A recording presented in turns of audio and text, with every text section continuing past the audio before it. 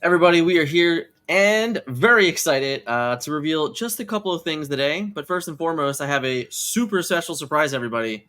Scott's back. I What guess. is up? It's been so long since you and I have actually sat and recorded anything together that Yep. people legit ask me if you went away. No, yeah, it's totally fair. Totally fair. I literally went to Minnesota and everyone's like, "Where's Scott been?" I'm just like, "Life, man." But here we are. We are breathing new life into Disney Lorcana today, and we're talking none other than Ursula's return. Scott, we got a couple nice cards today. Yep. At first glance, we got them probably about a week ago, I'd hmm say. hmm I don't know. On the spicy meter here, where do you think we're at? Were you excited? Definitely excited for definitely one of them. Okay. Definitely one of them. I think is a 10 out of 10. Okay, 10 out of Yeah. 10. Woo! Yeah. 10 out of 10 on one. 10 out of 10. No doubt. All right. All right. All right. Well, Scott, how about you get us started with the first spoiler we have here? So the first photo we have is Medallion Weights. It's a 2-cost item that has the ability Discipline and Strength. You exert this item and you pay 2 ink, and chosen character gets +2 Strength this turn. And whenever they challenge another character this turn, you may draw a card. Okay. Okay. So, obviously, Ruby has when challenge abilities all over the place. Yeah. So when I first read this card, that was kind of the first thing I went to. A little bit behind the scenes here for anyone that might not know for sure. The card is from Mulan. Mhm. Uh, Obviously, there's synergy here, but really, when we first saw the cards, we're like, "Where's this from?" Right. Because it's not like it's this crazy significant thing. Like in the movie, obviously she uses it to climb the tree to grab the arrow during the "Make a Man Out of You" song, which was like, okay, like that's the defining moment. But it was definitely one of those when I first looked at it, I'm like, there's no flavor text on this. Right. I don't like like I had to phone a friend, right? Like I had to phone a friend. Like, Very guys, fair. like what is this? So Scott, tell me about the synergies here with Mulan. So Mulan's ability, she has when she gets shifted, she gets the +3 strength. So she's a 5 strength character when she gets shifted. But obviously that's not going to happen all the time. So the turn after she gets shifted, you don't want her just to be able to do 2 damage across the board. You want her to be able to do more. So in order for her second ability with triple shot during your turn, whenever this character deals damage to another character in a challenge, deal the same amount of damage up to 2 other chosen characters. Now, once Mulan's on the table, it's going to be really difficult for your opponent to really have any exerted characters whatsoever and then have other characters in play. But if she's just 2 strength, they might figure, oh, what's the worst that's going to happen? I'm just going to take 2 damage. Well, now, if she's in play and you drop a Medallion Weights out of nowhere, straight from your hand, you pay a total of 4 ink for the turn. She becomes a 4, and when she challenges that character, she draws a card, and she's probably taking out something else for 4 more damage. So Medallion Weights in that situation, combined with her, gives an extra source of card advantage that Ruby doesn't have currently. And with her, I just think you're just going to dominate the board at the same time of refilling your hand. So I think it's a really good combo with that Mulan. Yeah, I think whenever there's a new set that comes out, it's always nice to look within the set for these combos. I know you and I really like to build decks that way during new sets, Yeah. where we're just trying to get the most out of the new set and trying to figure out what synergizes with what within it, and then kind of working our way back into the better cards on average. You gotta learn by trying. I think it is interesting here. What's really notable here to me is not specifically on this text box for Medallion Weights, but in essence, a lot of what the game is pushing right now is for the new 2-player format, also potentially more of a multiplayer format with the specific wordings we've seen on some cards. So because this is draw a card for 2, the interesting thing to note here is that you can actually choose one of your allies characters in the 2-player game mode. I can never ever remember what this thing is called. I feel awful that I should definitely know it, but here we are. But you can actually buff your teammate's character, have them challenge in to do something, and then you actually still get to draw the card. So it's kind of this universal use, which is really interesting. Obviously, we don't have in multiplayer that you wouldn't be able to get that, but in that specific game mode, you would get that. This card definitely allows you to swing up the curve.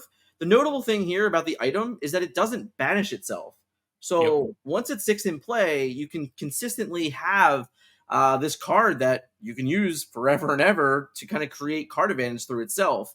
2 is a little bit costly, but it's one of those things where how often do we use Maui's hook for 2 resources when we don't have Maui in play? Like to give something That's a fair. bases, Yeah. or to give something or to buff something. This is very similar, and then on top of that, you get the extra bonus of like, hey, I get to draw a card when I do these things. So I think that's all really, really cool. The Illuminator's Quest, you have it written on here. I suck. So it's fine. It's okay. It's fine. It's fine. It's fine. So let's talk about some other synergy, Scott. What do we got for us? So, I mean, what do you see on the screen in front of you is basically all the challenging matters cards. And as I threw Scar in here as well, I think the biggest combo that this has is Snuggly Duckling, which is a really deceptive location when you look at it. Again, it comes from the set, and I believe it's also from Mulan. If I believe correctly, I'm not positive, but I think it's also has to do with Mulan. So this location is massive with 9 willpower. 2 to move, which is expensive, no built-in lore. But whenever a character with 3 power challenges another character while here, you gain a lore, which this basically, I don't think it's even, I mean, I guess it's possible that you would have a 0 strength character, but it's really, really hard for you to not have this ability actually go off when you're using Medallion Weights. But the key part is, if a challenging character has 6 strength or more, you gain 3 lore. So if you move a character there if you have a character out in play, like let's say, any random 4 strength character that you might have in play, you move them there for 2, then you are able to activate the weights. If they have someone to challenge, you're gaining 3 lore out of this, for not too expensive of a cost. I mean, basically it costs you the 2 to move the character and the 2 to use it. So anything that's like a consistent source of being able to pump somebody's strength is going to have a huge impact with Snuggly Duckling. Obviously, like Dan mentioned earlier, like things like Maui's fish hook, in general. But I like using things that are not like a one-shot action to buff your strength. But instead, you basically have an onboard way of gaining this strength as time goes on. So I think this could be a real combo, especially if you have like a character that's very difficult to get rid of, and consistently get them up to 6 strength. Like anytime there's anything to challenge, you're going to gain a ton of lore. You're again putting your opponent in a position where they really just can't have an exerted character ever, or else you're just really just gaining so much on your own turn. First and foremost, Snuggly Ducking is the bar in Rapunzel, so don't worry about it's Retangled.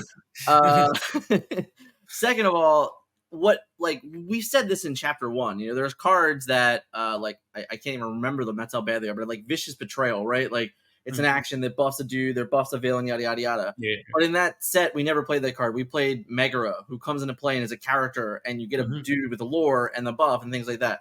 This is the same thing. Like this is something that is in play that's repeatable, that represents other versions of card advantage. So because of that, I think there's definitely some level of chance. If challenger decks do exist in the game, then I definitely think that this card could be a centerpiece of it. A lot of problems with a lot of the Ruby decks were lack of draw power. Now you have this, you have the Queen of Hearts. We're gaining more and more like synergy that like eventually there has to be so much of it that when it all compounds, we have to hope that it's good enough. Now we're seeing layers and layers and layers of it. So we'll have to see. But all in all, final thoughts on Medallion Weights? It's repeatable. You basically want it to be used as like a mirror for 2. That's basically the way you want to look at it. Like anytime you can do that, it's good. Yeah, I agree. Well, that was cool, right? But I was talking about this in the Discord the last couple days. It's been really exciting doing spoiler reveals for Lorcana sets. In set 2 for Rise of the Floodborn, we had a song. In Into the Inklands, we had 2 items. This set, we had an item, but we also now officially have our first character. And the coolest thing about this character, Scott, is that it's not even in the game yet. This is the first appearance. And I'm very excited to reveal it. So let's get into it. Here is the one, the only Scuttle. Scuttle, expert on humans, is a 2-cost inkable sapphire character, storyborn ally, 1 strength, 3 willpower, 1 lore with the ability of Let Me See. When you play this character, look at the top 4 cards of your deck. You may reveal an item card and put it into your hand. Put the rest on the bottom of your deck in any order. Well, Scott, from experience, there's a card that's quite similar to this one by the name of Aerial Spectacular Singer, which right there, the abilities match up on par. That picks up songs when you play her. Obviously, she has a little bit of an extra ability. She can sing them too. But Scuttle coming in with the ability of Let Me See. What are reactions to that? The flavor's off the charts. The flavor for Scuttle is off the charts because he's the one that brings all these random items over to Ariel in the Little Mermaid. So I think it's just like so funny. Or she brings them to him and then he talks about them and things like that. So I think it's just like perfectly on point, and he has an ability that's almost exactly like the best Ariel currently in the game. And then he does it for items. I think it's just like the flavor's just on point for this. It's a character that actually has a decent stat line. Like we've seen this with Ursula Deceiver, where the stat line's not irrelevant. So when you have a 2-cost, 1 lure character with 1/3, like they actually stick around for a decent amount of time. So like if you have a way to reuse this character, like you're going to be able to get more than one use out of him. He actually has, complete synergy with very popular decks in the metagame right now. I think he's an auto include in both like Sapphire Ruby and Sapphire Steel as they're currently configured. He's perfectly on curve with playing something on 1 and then like searching for a Fishbone Quill on 3. I think his presence is going to make other decks that are very reliant on items much more powerful. 4 cards is a lot. I mean, I know everyone says like, oh, I miss with the Ariel all the time. You really don't. Like, you're going to see that in a second, but like you only remember the times that you miss. And I think right now there is no card that specifically does this for items. Right. I like a lot of them are relying on things like develop your brain to try to search for them, and this is more specific, more targeted, and pretty much exactly what you want in those decks. I have to agree. Let's talk about that. So Scuttle, the expert on humans, is a character, not an action, gives you a ton of flexibility, challenging, questing, singing, bounce and repeat, etc. Everything that Scott just covered, and it fits perfectly on curve. But what are we looking for, Scott? Tell me about these cards. So the top row are, to me, what your premium items are. So you're always going to be looking for popsicles because they come into play and replace themselves. You're going to be looking for Sleepy's Flute if a Sapphire Amber deck can exist. I think this will be a key combo in that. You're going to want ways to get items, ways to get songs, and efficient characters getting both. And I think that could be an important combo. You definitely want to be getting Fishbone Quill right on curve. I think that's a huge advantage. Lucky Dime is a card that I've seen as little as 1 or as much as 3 being in certain decks. But I think now we're going to be able to find a much different sweet spot, either playing like 1 to 2 of them when you have a way that you're easily able to find them. Even if it's a win condition, I still think having a card like Scuttle to find them really allows you to play a lot of 1-ofs. The second row is a lot of your 1-ofs or more. Things like Imperial Proclamation we haven't even gotten to play with yet, but I think that could be a powerful combo, especially in Ruby Sapphire. Mystical Rose and the Lamp, like you need those characters to actually be in play to get their abilities, so being able to fish those out is key. And I know the cards on the right have been these tech items that we've been talking about since the first chapter first came out, the Sword of Truth and Poison Apple. But if you can literally play them as 1-ofs in your deck and have something like Scuttle find them more reliably to where you're actually thinking they act like there's more than one of them in your deck because you're able to find it more consistently, I think these cards might finally see play with a card like this. And for all my friends out there, it finds weight set. I said there was synergy, Scott. That's fair. I had to get it in there for them because at least it helps you find it. It does. You're right. My bad. I had to do it.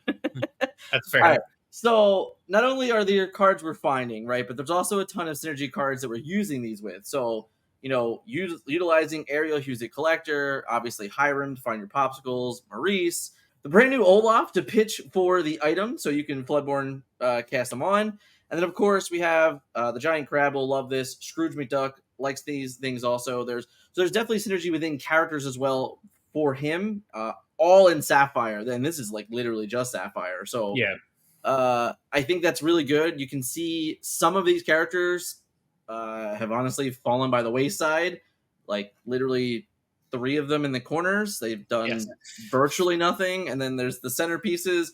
Olaf is yet to come. We'll have to see if this is good enough. hard to say.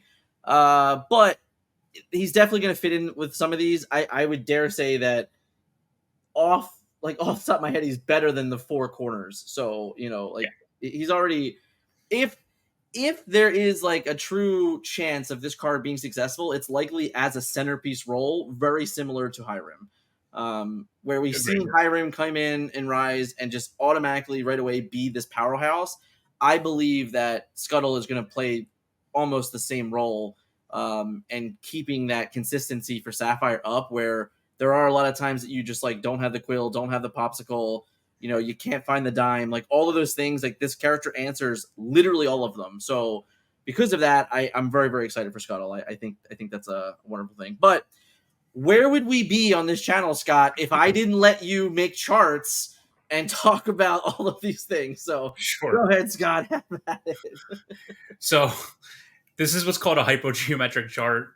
So this is what tells you the percentage chances of drawing a card. So if you can see the numbers there, basically it tells you how many items need to be in your deck. With a 60 card deck, the percentages when you're looking at 4 cards, how many to see 1 item, 2 item, 3 items, and 4 items, which is obviously really low, even when you have 25 items in your deck. Now, the way you should think about this is obviously what's odd is that the 1 item curve starts to go down. That's because when you start to see more than 1 item, you're seeing 2 of them or more of the 4 cards that you're searching for. So it's actually like it's only trying to calculate how many times you only see 1. That's why the 2's there. That's why the 3's there, etc. So the way to actually figure out see at least 1 is to actually add up all these percentages. So what you see in the purple curve is the chances of seeing 1 or more items when you activate Scuttle, depending on the number of items that are actually in your deck. Now, this chart shows you a 60 card deck. On the next page, I'm going to show you what happens if you actually mulligan away all your items and how your percentages actually increase. So what you see here is what is the sweet spot? In my opinion, you want to be hitting at a 70% clip or better, which means every time you cast Scuttle, you have a 70% chance of hitting at least 1 item. And the arrow, what you see there is that's somewhere between 15 and 16 items. Now, obviously, the more you run, the better chances you are, but there may be a diminishing returns. So if you're going from around 70% to 80%, that's a 5 more items that you have to add to your deck. In order to go from a little over 70% to a little under 80%, you literally have to go from 15 items to 20 items at a percentage chance to hit. That's a lot more deck space that you're using up, like a 12th of your deck, just to go up 10%. So I don't know really what the best spot is. In my opinion, if I'm hitting 70% of the time, because he comes with a 1/3 body for 2, with 1 lore that can actually impact the board, which a lot of Sapphire decks are hurting for. A lot of Sapphire decks have a problem, like, for example, with super heavy aggro Emerald decks, for example. So if you're hitting at a 70% clip and you're getting a body out of this, I think that's fair, and that's probably where you want to be. So in my opinion, it's somewhere between 15 and 16 items. And considering a lot of decks right now in that space are really only running like 10, maybe 9, I think you need to consider upping the number of items that you're actually put. I would say, yeah, probably about 10 that they're running right now. I'd say you probably want to be looking to up that a little bit more to get the most effective use out of this card. Yeah, I mean, it's important to note that we hadn't really had the reason to play more. Sure. Where something like this definitely creates more synergy. Certain decks are going to want more items. The obvious fear here, that we've seen in the past is like comparing this to Steel Song, where playing 20 or 22 songs and Steel Songs with like flutes and stuff like that and be able to like play everything for free is really like a compounding snowball effect. Sure. I don't know that we're going to have that with items. We have some like comparable things to make it work, but I do think that math showcasing what you need to be close to the numbers is great. But at the same time, like, I don't know that I would not play this card if I only had 13 items in my deck. Yeah, that's fair. So it's one of those where it's like, if 60% of the time I'm getting something out of the deal, then it's probably okay. But at 70%, I definitely feel better. I'm with you though. I don't know if I'm ever going to 20 items in a deck right now, unless there was like a very crucial reason to do so. Yeah, agreed. All right. Tell me about mulligans. So when you're playing Aerial Spectacular Singer, a lot of times you're typically mulliganing away a lot of your songs. So the way I look at that is You obviously have 3 draw phases before she actually comes online. Scuttle, you actually have 2 draw phases. So I didn't want to simulate it too complicated. So I basically said, what happens if you just mulligan away all your items? So essentially, you have a 7 card hand that doesn't feature any items. Obviously, you could draw some back, but let's just say you don't, and you have absolutely no items in your opening hand. Your chances actually drastically increase. So now, at your 15 items, for example, you're basically gaining about 5%. You're almost at 75% chance of drawing an item with him. And if you have even like 18 items, for example, you're well over 80% to 84%. So I know a lot of times the typical play that you want to do is play a popsicle on 1. But in my opinion, if you're able to actually mulligan away all your items, and you have a scuttle in your opening hand before you mulligan, and you feel safe to mulligan away a lot of your other items, your chances go up super dramatically when you go from essentially a 60 card deck to a 53 card deck. So just keep that in mind, because to me, like what Dan was saying earlier, like he'd feel comfortable playing like 13 items in your deck. Well, the other, when you're not mulliganing away all your items, it was around 60%. Now it's closer to 70%. So just know that you can make up for playing less items by playing the game more intelligently and mulliganing more aggressively. When you have a scuttle in your opening hand, you're able to just get rid of the rest of the cards. You're going to dramatically increase your chances of scuttle hitting by probably around 10%. I love when we start talking poker odds. It Yep. just makes me so excited. Yep. And all in all, honestly, super excited, super grateful for the spoilers. Scuttle, brand new character of the game. Medallion's Weight, brand new item of the game. Totally just crazy about Ursula's return here, Scott. We've seen lots of awesome cards recently. Shout out to all the content creators this week that have been able to release them and be a part of this awesome fun week. We are very, very excited to be a part of it as well. Thank you guys so much at Ravensburger. Thank you guys so much for watching this premiere with us. And we will catch you guys in the next one.